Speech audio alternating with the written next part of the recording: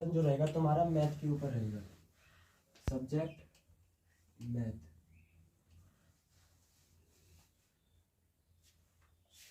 अब subject math में हम क्या पढ़ेंगे? अब हम स्टार्ट करने वाले हैं एक्सरसाइज 5.3 का।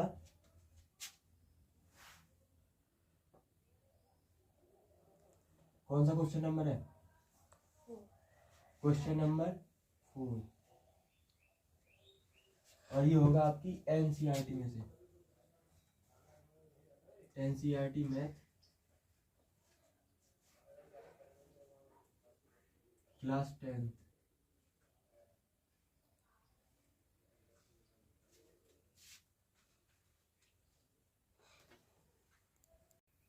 क्वेश्चन तीसरे का भी 14 सवाल है हमारा। A3 बराबर 15 दे रखा है, S10 बराबर 125, D का मान ज्ञात करना है और A10 का मान ज्ञात करना है। सबसे पहले ये देख लो, हम इसको A3 को लिख कह सकते हैं। A में यदि हमने इसके दो डिफरेंसों को जोड़ दिया तो A3 बन जाएगा। ठीक है, A3 का मान कितना है? 15। A प्लस 2D बराबर 15, ये हो जाएगा हमारा समीकरण ए। ठीक है, पहला समीकरण हो जाने के बाद अब देखो S10 यानी पदों का योग, जो हमारा पदों का योग इसका फॉर्मूला होता है वो होता है हमारा Sn बराबर n/2 2a plus n-1 into D.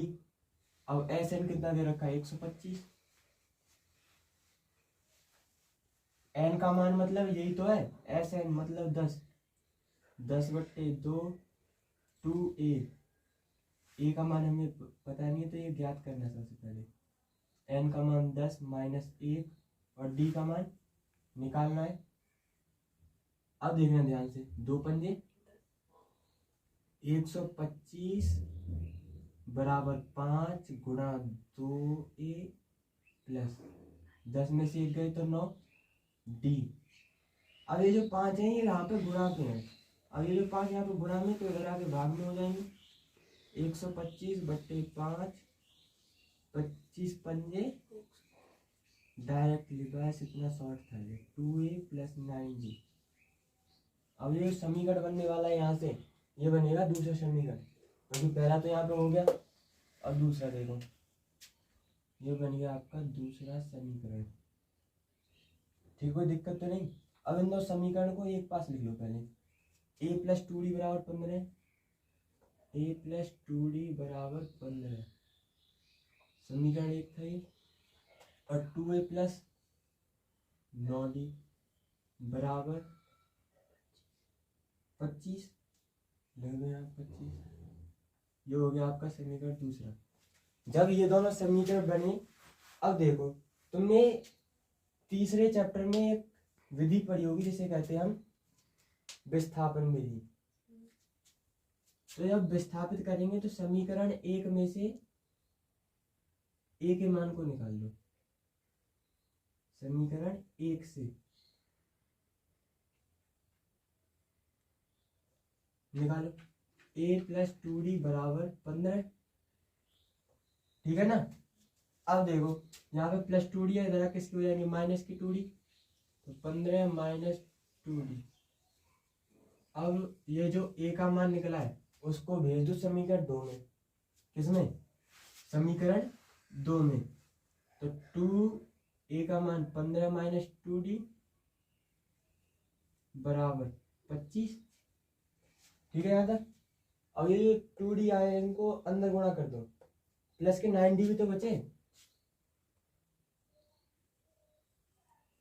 बराबर 5d बराबर 25।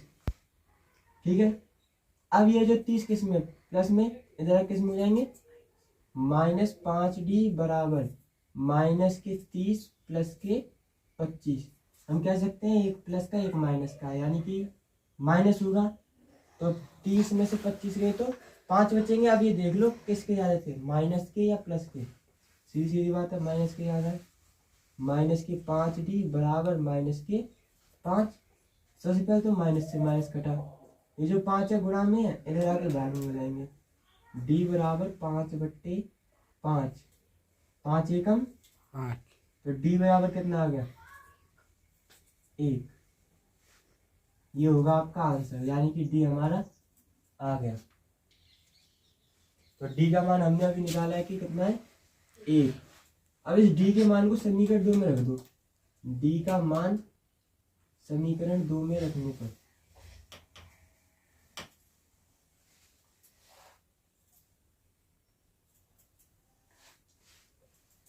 डी का मान तो 1 है, तो 2a प्लस 9 गुणा 1 बराबर 25। क्या यहाँ तक? तो 2a प्लस 9 एकम 9 बराबर 25। अब ये 9 प्लस में इधर आके तो 2a बराबर 25 माइनस 9। 2a बराबर 25 में से 9 गए तो 16। अब ये 2 है किस में गुणा में, इधर किस में हो जाएंगे भाग में, यानी कि a बराबर कितना आ गया 8। और हमें मान किसका निकालना है a tan का। तो सबसे पहले ये देख लो, a बराबर तो हमारा 8 आ गया, d बराबर क्या दे रखा है 1, n बराबर क्या दे रखा है 10, क्योंकि 10वां पद तो निकालना है, यानी कि a tan निकालना है हमें। a आ गया, n आ गया, d आ गया, फॉर्मूला लगा दो बस। a tan बराबर होगा a प्लस n माइनस 1 गुणा d। a tan बराबर a का मान कितना है 8 प्लस n माइनस 1 10 माइनस 1 गुणा d का मान 1। 10 में से 1 गया तो 9 बचेंगे। a tan बराबर 8 प्लस 9 गुणा 1, 9 एकम 9, तो a tan बराबर 8 प्लस 9, 9 और 8 17। तो a tan का मान निकल के आया हमारा कितना 17। ये होगा आपका आंसर। अगर ये लेक्चर पसंद आया हो तो लाइक करें, सब्सक्राइब करें और हमारे चैनल को शेयर करें। फिर मिलते हैं अगले वीडियो में। जय हिंद।